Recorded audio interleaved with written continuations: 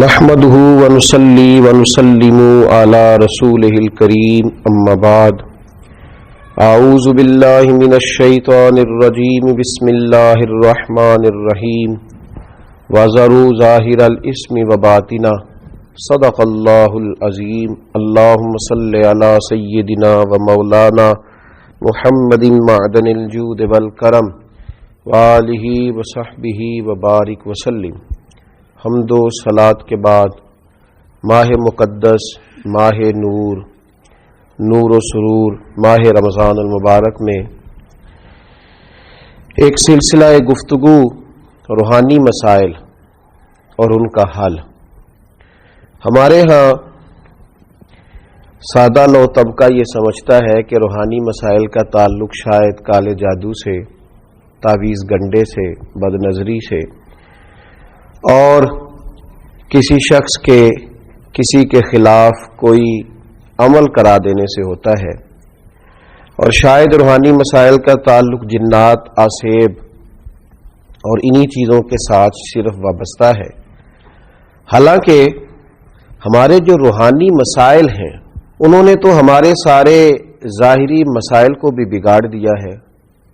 ہمارے دل کے بگاڑ نے ہمارے وجود کے بگاڑ پر اور ہمارے اعمال کے بگاڑ پر بہت بڑا کردار ادا کیا ہے۔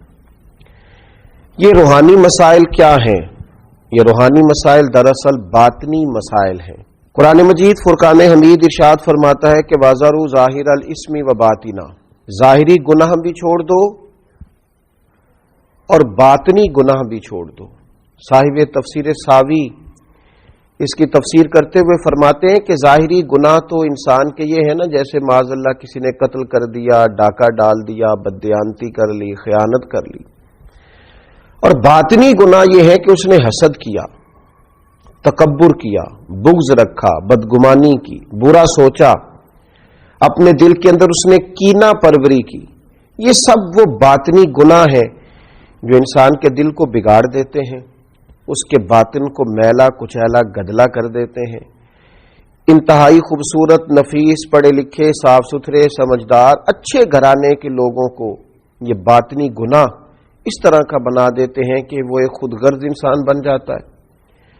اس کا رویہ انسانوں کے حق میں انتہائی بد اخلاقی کا ہو جاتا ہے۔ یہ جو باطنی گناہ ہیں، یہ جو باطن کے میل کچیل ہیں، حضرت سیدنا امام غزالی رحمۃ اللہ علیہ فرمایا کرتے تھے ظاہری اعمال کا باطنی اوصاف کے ساتھ خاص تعلق ہے۔ فرماتے اگر باطن خراب ہو جائے تو ظاہری اعمال بھی خراب ہو جاتے ہیں، اور اگر باطن اجلا ہو، خوبصورت ہو، صاف ستھرا ہو، عاجزی والا ہو، انکساری والا ہو، خیر خواہی والا ہو، اللہ کے بندوں کی محبت والا ہو، اچھی سوچ والا ہو، اس کے اندر یہ ساری خوبصورتیاں موجود ہوں تو پھر انسان کا باطن بھی سنور جاتا ہے۔ ہمارے دلوں کے اندر بعض ایسی چیزیں ہوتی ہیں جو ہمارے لیے انتہائی خطرناک ہوتی ہیں۔ حسد کا سادہ معنی جو ہمارے ہاں کیا جاتا ہے وہ جلنا ہے۔ تو مجھے بتائیے جو آدمی جل رہا ہوگا وہ سکون کیسے پائے گا؟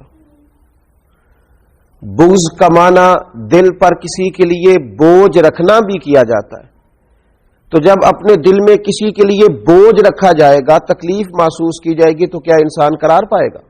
تکبر کا معنی یہ ہے کہ آپ نے اپنے آپ کو بڑا جانا، کسی کو چھوٹا اور حقیر سمجھا، تو جب ہر وقت آپ اپنی بڑائی ہی کے چکر میں پڑے رہیں گے تو کیا دل کو قرار آئے گا؟ تو یہ وہ باطنی اور روحانی مسائل ہیں جو سامنے والے کا تو شاید کچھ نہیں بگاڑتے، لیکن اپنے آپ کو وہ تکلیف میں، اذیت میں، پریشانی میں مبتلا کر دیتے۔ تو ان روحانی مسائل کی معرفت رکھنا، ان کا خیال رکھنا، نبی اکرم نور مجسم صلی اللہ تعالی علیہ وسلم نے فرمایا تمہارے وجود میں گوشت کا ایک لوتھڑا ہے، اگر وہ ٹھیک ہو گیا تو سارا جسم ٹھیک ہو گیا، اگر وہ بگڑ گیا تو ہر چیز ہی بگاڑ دے گا، بگڑ گئی ساری چیزیں۔ یا رسول اللہ صلی اللہ تعالی علیہ وسلم وہ کون سا لوتھڑا ہے؟ تو فرمایا وہ تمہارا دل ہے۔ اگر تمہارے دل کے اوپر میل کچیل ہو، بغض ہو، عداوت ہو، کینہ ہو، حسد ہو، تکبر ہو، بدگمانی ہو تو وہ سارے جسم کو بگاڑ دے گا، تمہیں شدید تکلیف میں مبتلا کر دے گا۔ لیکن اگر دل صاف ہو، اگر دل میں عجز ہو، اگر دل میں محبت ہو، اگر دل میں خلوص ہو، دل میں للہیت ہو، اگر دل کے اندر کسی کے لیے درد ہو، خیر خواہی ہو، تو پھر یہ دل باقی اعمال کو بھی سنوار دے گا۔ اسی لیے امام غزالی رحمت اللہ علیہ فرمایا کرتے تھے کہ دل ایک تنے کی طرح ہے، درخت کا جو تنا ہوتا ہے اس کی مانند دل ہے۔ اگر تمہارا دل صاف ہے تو پھر جو اوپر شاخیں لگیں گی تنے کے وہ بھی خوبصورت لگیں گی، پھول لگیں گے، پھل لگیں گے، توانائی ہوگی۔ لیکن اگر دل ہی بگڑ گیا ہے، پاک ہوویں تے پاک ہی ملدا ہی تے بنا پاکوں پاک نہیں ملدا، سارے جسم دے دھون دے نالوں اکو تولا ٹکڑا دل دا۔